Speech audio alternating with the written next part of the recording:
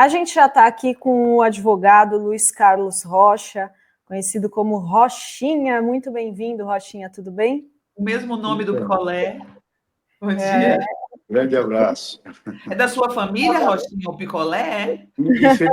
Infelizmente não.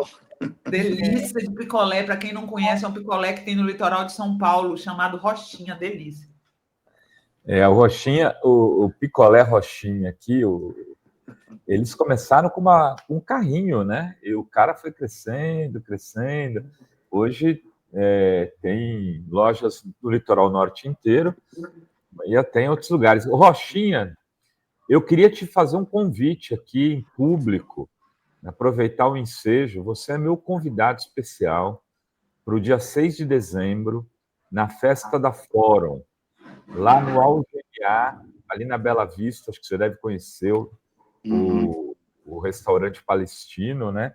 A gente vai começar as comemorações, as celebrações dos 25 anos da Fórum, que são comemorados em 3 momentos diferentes aí, e ela começou em 2001, teve o número 0, tal, que foi em abril, teve o número 1 que foi em agosto, e depois do número 1 a gente está aí sem parar desde 2001. Então, começar as comemorações dos 25 anos da Fórum, e vamos ter 3 bandas, vai ser muito legal. Então, queria convidar você, seus familiares, né? Depois me passa os nomes de quem você quer que vá, que a gente quer te receber lá com carinho, por tudo que você fez pela democracia no Brasil nesses últimos anos. É uma honra receber esse convite pelo que a Fórum fez pela democracia brasileira, que é muito. Muito isso bem. Aí, meu amigo. O Rochinha, para quem não conhece, o Rochinha acompanhou, ele é de Curitiba, né, Rochinha? E ele acompanhou o Lula nos 580 dias de prisão. Ele esteve com o Lula praticamente todos os dias, né, Rochinha? E agora você se manifestou aí quando, nessa semana, o Alexandre de Moraes determinou que o Bolsonaro cumprisse a sua pena também na sede da Superintendência da Polícia Federal. E muita gente ainda defende, não, tem que ser na Papuda. Por que você acha que foi acertada a decisão da Polícia Federal? E queria que você comparasse aí também, né, a questão como que ele entrou para cumprir a sua pena, e o presidente Lula, que foi totalmente diferente. A do Lula foi injusta, a do Bolsonaro, ele realmente cometeu um crime, mas enfim, passo a palavra para você. Olha, quando você discute essas coisas, você tem que buscar a origem das coisas, né? Nós temos uma democracia que ela se inspira nos modelos de democracia que tem no Ocidente, democracias constitucionais do Ocidente. Lógico que nós temos as nossas peculiaridades latino-americanas, brasileiras, mas o arcabouço da nossa democracia jurídica, a estrutura dela é das democracias ocidentais, né? Com essa questão da separação dos poderes, de controle de constitucionalidade, pelo Tribunal Constitucional, inamovibilidade, irredutibilidade de salário, vitaliciedade dos membros do Poder Judiciário e do Ministério Público. Então, essas democracias, elas são estruturadas em cima de determinados valores, né? E a gente tem que tomar cuidado para não ficar desfigurando o que o Constituinte fez em 88. Né? Aquilo ali é um pacto, um projeto de país, e nele tem os princípios constitucionais, que na nossa Constituição eles têm força normativa, e o cuidado que a gente tem que ter é que, para não deixar ao longo dos anos as coisas irem sendo deformadas. Por exemplo, vou dar aqui um exemplo para vocês. Nós tivemos muito tempo discussão no Brasil sobre a questão da aposentadoria de governador. Por que o Constituinte se inspirou para colocar a possibilidade dos governadores terem aposentadoria, dos presidentes terem aposentadoria. Essas pessoas que passam por essa função de agente público terem um tratamento especial depois que eles deixam os cargos. Porque essas pessoas concentram um nível de poder e de informação absurdos dentro da estrutura da República. Então, como essas pessoas têm tanto poder na mão e tanta informação na mão, elas têm que ter segurança para tomar as decisões com independência, com autonomia, sempre no sentido de ir em direção ao interesse público, né? E, portanto, elas têm que ter salário bom e têm que ter proteção garantida, e quando deixarem o cargo não vão ser perseguidas, né? Então, essa questão do tratamento que você dá a um ex-presidente da República,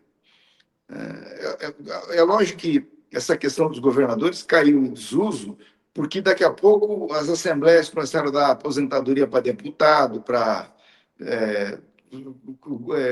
sujeito que fica 6 meses no cargo de governador, começaram a abusar, a exagerar, e aí houve uma reação da sociedade, né? Mas, voltando aí ao caso do presidente, o presidente da República, por exemplo, na minha opinião, tinha que ter, na Itália, o ex-presidente vira senador vitalício. Vai para o Senado, não tem direito de voto, mas tem direito à palavra e salário. Para que ele, quando exercer a função de presidente, de primeiro-ministro, não se deixe desviar, porque a sociedade está dando a ele a garantia de que ele vai ser protegido sempre. Então, é isso, né? No caso do presidente, do ex-presidente, eu acho que, em função no Brasil, hoje menos, mas no Brasil, o presidente da República concentra um poder absurdo nas suas mãos. É uma coisa descomunal, porque a República está toda concentrada na presidência da República. Os esforços que foram feitos até agora para dar mais poder ao Congresso, ao Supremo, acabam gerando desequilíbrio, porque são feitos de maneira improvisada, sem muita organização. Essa questão das emendas, por exemplo, que deram aí aos deputados, é uma coisa que enfraquece a democracia ao invés de fortalecê-la. Essas decisões monocráticas, esses pedidos de vista sem prazo para retornar, que os ministros do Supremo têm, também é uma coisa que deforma a democracia. Então, eu acho que a gente tem sempre que pensar na ideia de fortalecer a democracia. E eu não acho que você pegar um ex-presidente e jogar num presídio como se fosse um preso comum seja uma coisa que vai ajudar a nossa democracia. Isso, francamente, não acho que isso contribui, né? Nós experimentamos dolorosamente o que ocorreu com o presidente Lula, né? Põe na papuda, isso podia ter valido para ele lá atrás. Hoje nós sabemos que ele foi objeto de perseguição política, de nulidades, tramas horrorosas feitas pelo sistema de justiça contra ele, certo? Mas até que nós conseguíssemos chegar nesse resultado de mostrar que ele foi injustiçado e anular os processos dele, ele podia ter ido parar lá para a Papuda. Vamos lembrar que teve uma tentativa, durante a prisão do presidente Lula, de levá-lo para Tremembé, em São Paulo, né? E essa tentativa foi barrada por uma decisão do ministro Lewandowski, né? O João Dória chegou a festejar num comentário que ele fez: vai para Tremembé se vir para São Paulo. E aí o Lewandowski impediu a transferência do presidente. Então é o seguinte, esse tipo de coisa não ajuda a democracia, né? Porque hoje acontece com o Bolsonaro, amanhã pode acontecer com o outro. Então, o que a gente tem que criar são regras estáveis, né, que garantam que nós não vamos ficar maltratando um ex-presidente da República. Aconteça o que acontecer. Ele tem uma situação especial, porque não é qualquer um que vira presidente da República, né? Felizmente, a pessoa só se torna presidente porque o povo coloca ele lá. Então, essa pessoa tem que ter um tratamento digno, um tratamento que faça com que o país seja visto como uma sociedade civilizada, uma democracia constitucional exemplar, como vem sendo, né? O Brasil hoje ele é exemplo já era antes. A nossa Constituição de 88 ela é objeto de estudo em todas as academias no mundo todo, e hoje vai ser mais ainda, por conta de tudo que nós passamos aqui, né? Uma Constituição que conseguiu resistir a um assédio violento de um golpe, de uma tentativa de golpe. Então, é um exemplo, né? Isso vem sendo dito já, não é por mim, mas por muitos juristas constitucionalistas de academias do mundo todo. Então, a nossa Constituição ela vai ser mais estudada ainda. E a nossa democracia, jovem democracia, nós temos 40 anos de democracia, vai dando exemplo de que o Brasil é capaz, sim, de ter uma democracia sólida, musculosa, duradoura. Aliás, eu quero dizer um autoelogio para a nossa geração, né? Nós estamos deixando um legado maravilhoso para a sociedade. Nós já estamos deixando aí o maior período de democracia plena da história do Brasil. O Brasil nunca viveu em democracia há tanto tempo como nós estamos vivendo agora, e com o judiciário, com o legislativo, com os defeitos que tem, o executivo funcionando plenamente, né? Então, é por isso que eu acho que não ajuda você trazer para um ambiente democrático que nós temos hoje esse espírito de lei de talião, né? Vai para Papuda, né? Politicamente até cabe o discurso e tal, assim, mas quando você racionaliza e pensa juridicamente, não faz muito sentido. É muito bom ouvir você falar isso, Rochinha, porque eu tenho apanhado muito nesse chat aqui por ponderar isso, né? E ouvindo de você, que teve lá, que acompanhou diariamente o presidente Lula na sua prisão na sede da Polícia Federal, a coisa ganha um contorno quer dizer, a minha opinião deixa de ser apenas assim algo isolado. E aí eu queria te fazer uma pergunta. Aí tem outro lado da história, né? Tudo bem, eu acho que ele tem que ir para uma cela da Polícia Federal, para uma cela dos bombeiros, para algum canto aí, e não preciso, não é necessário também pôr num sistema prisional comum. Mas, hoje, o Van Garten fez um tweet onde ele fala assim, que absurdo, se a Adri puder pôr na tela aí, onde já se viu, o presidente não poder receber familiares de maneira ininterrupta e durante todo o dia, alguma coisa assim, a hora que quiser e o dia que bem entender, né? Como era a rotina do presidente Lula, Rochinha? Porque não tinha essa, né? Tinha uma hora para o advogado, explica aí para o Van Garten. De repente ele está nos assistindo para ele saber como funcionava. Olha, no caso do presidente Lula, a coisa funcionou. Ela foi se alterando, mas basicamente o começo foi assim: nós podíamos visitar o presidente Lula, os advogados, com procuração nos autos, todos os dias, certo? Das 8 da manhã às 18, nesse horário, com uma interrupção do almoço. Tínhamos que sair meio-dia e depois podíamos voltar às 13h30. Então, isso eu acho que também é assegurado ao ex-presidente Bolsonaro hoje. O presidente Lula tinha uma cela muito parecida com essa que o presidente Bolsonaro vai ficar, mas não tinha ar-condicionado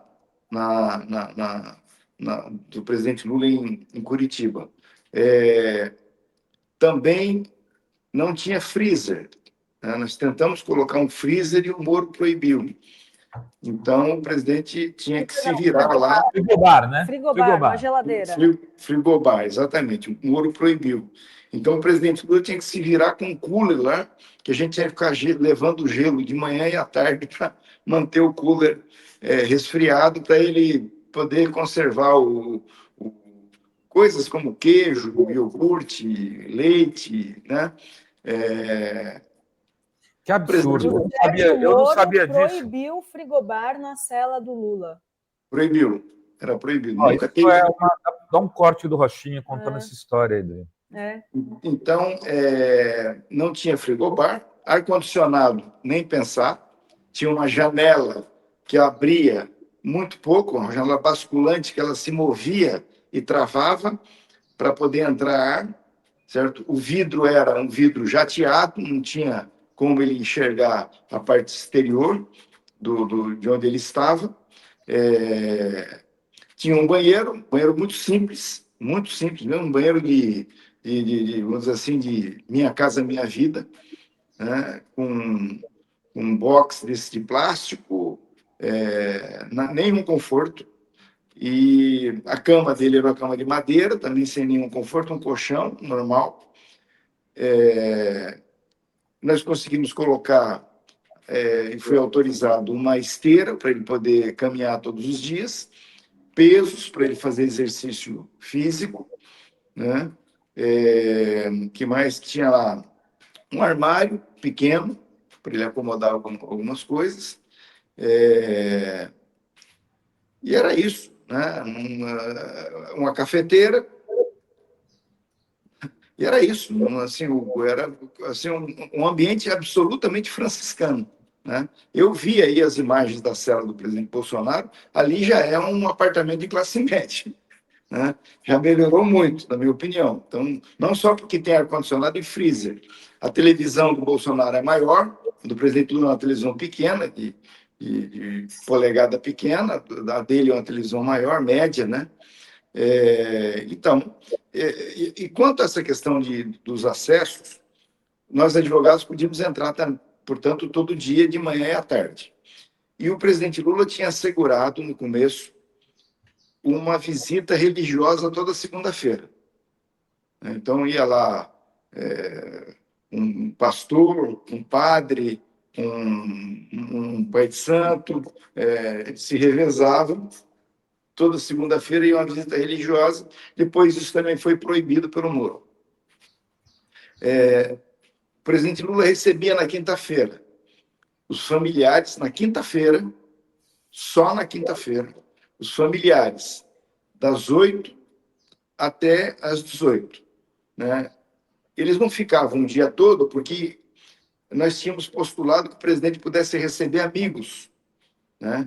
E aí foi deferido que ele pudesse receber amigos, mas ele só podia receber amigos na quinta-feira. Uma vez por semana. Uma vez por semana. Portanto, em prejuízo ao horário da família. Nós pedimos para que o amigo pudesse ser na quarta, na terça, na segunda, na sexta, fora da quinta, porque era o dia da família.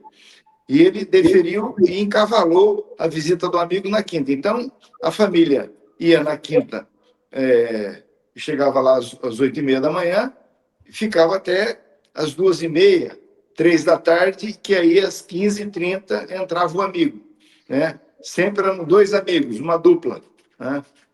Aliás, uma das reclamações que eu fiz quando tive oportunidade, fui procurado pela Globo News para fazer aquele documentário com a Júlia do Alibi, e eu disse para ela, me ligou perguntando se eu falaria com a Globo News. Eu falei, imediatamente, claro, eu estou querendo falar com a Globo News desde 2018, vocês aqui não queriam falar com a gente.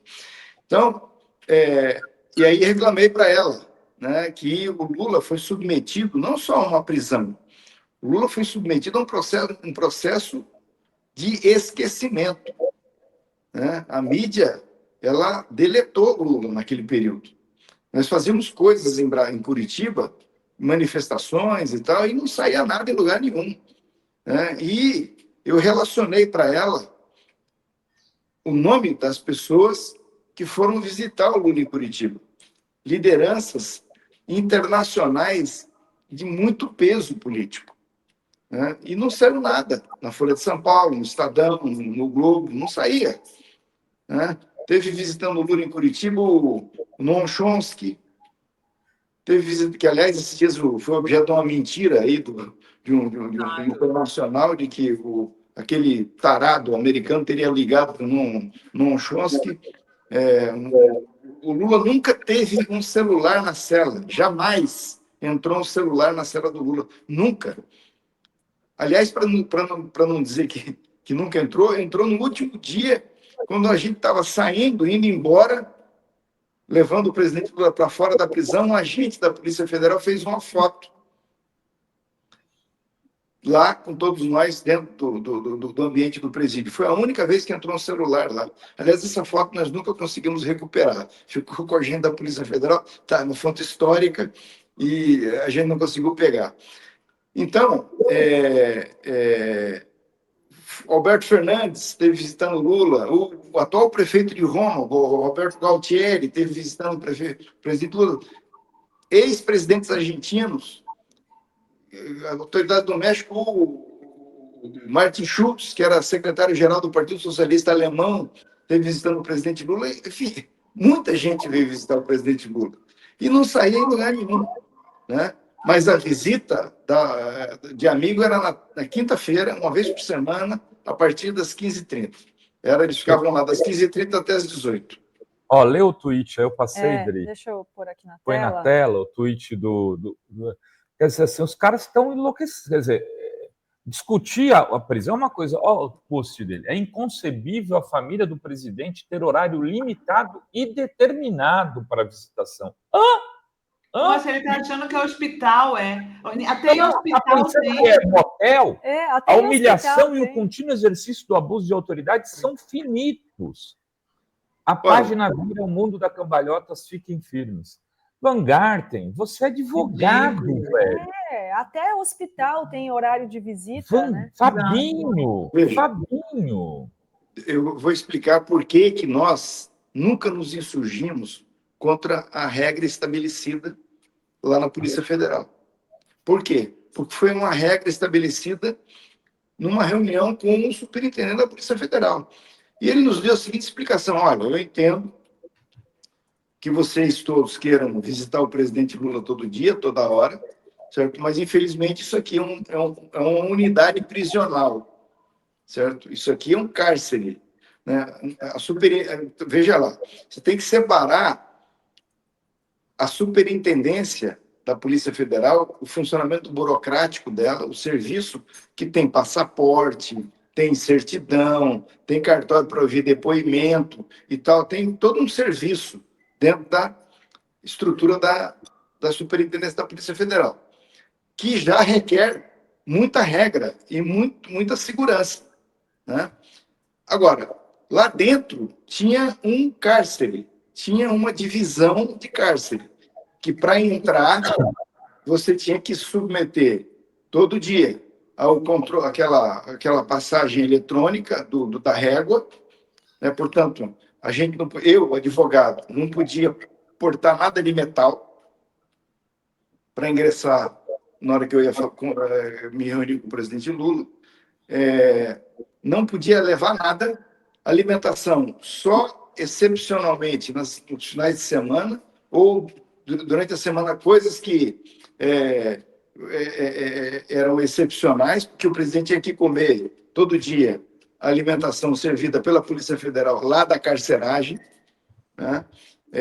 Final de semana a gente mandava alguma coisa diferente, eles levavam até o presidente, a gente não podia ter acesso ao presidente no final de semana. Esse é um dado importante. No começo nós pudemos até, os advogados, hein? Nós entrávamos no final de semana e depois o Moro proibiu. O final de semana virou um período em que o presidente ficava numa solitária.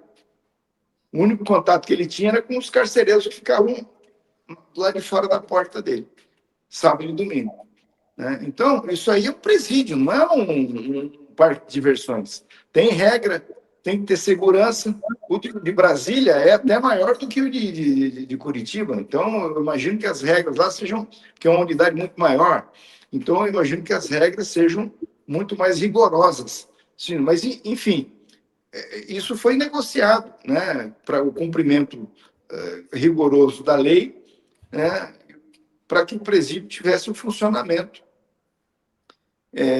com segurança. O argumento, porque quando eles nos proibiram de ir no final de semana visitar o presidente, era que disseram: isso aqui não é um presídio normal, certo? Nós não temos um sistema de segurança como tem um presídio normal. É uma coisa excepcional.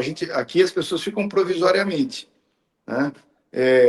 Então, nós não temos como ficar colocando gente no final de semana aqui para receber vocês. E aí proibiram a nossa entrada nos finais de semana, né? E nos dias de semana tinha esse regramento todo. Os advogados entravam todos os dias, mas era uma visita religiosa na segunda-feira, que depois foi proibida pelo Moro, e a família e amigos só na quinta-feira, né? E a alimentação era que tinha lá. Então, o Bolsonaro não pode reclamar, né? Eu sei que ele tem problemas de saúde aí, tem que ver como é que fica a dieta dele, mas ele vai receber o mesmo tratamento que o presidente Lula recebeu em Curitiba. Muito melhor, pelo jeito, né? Porque está tendo... As instalações, eu te asseguro que são melhores. Eu queria fazer uma pergunta para o Rochinha. Desculpe só. E, pelo jeito, está podendo entrar gente o tempo todo, só que em horário determinado. Não é uma vez por semana. Porra, velho. Assim, eu não vou ficar reclamando se a Superintendência da Polícia Federal de Brasília deixar familiar entrar todo dia, né?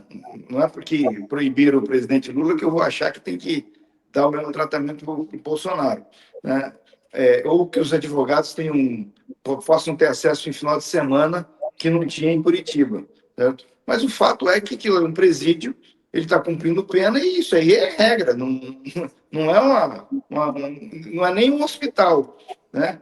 Que tem limitações, mas você tem mais liberdade porque não tem um problema